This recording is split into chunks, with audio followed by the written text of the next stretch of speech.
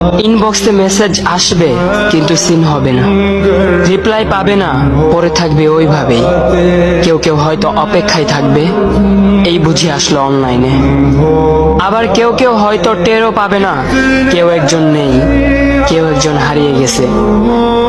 হঠাৎ একটা সময় কারোর হয়তো মনে পড়বে, কে জানি আর নেই। কষ্ট করে নামটা সার্চ করবে, পুরনো ভিডিওগুলো দেখবে আর ভাববে হুট করে কোথায় চলে গেল। আবার কেউ কেউ হয়তো একদিন দুই দিন না পেয়ে ফ্রেন্ড লিস্ট থেকে আনফ্রেন্ড করে দেবে। যখন আমি থাকবো না তখন আমার স্মৃতি কারোর মনে পড়বে, হয়তো পড়বে আবার হয়তো পড়বে না। তবে হারাতে হবে, হারাতে হয়, হারিয়ে যাওয়াই নিয়ম। পার্থক্য একটাই, কেউ আয়োজন করে হারায় আর কেউ হুট করে হারায়। আমি না হয় হুট করে হারিয়ে যাব।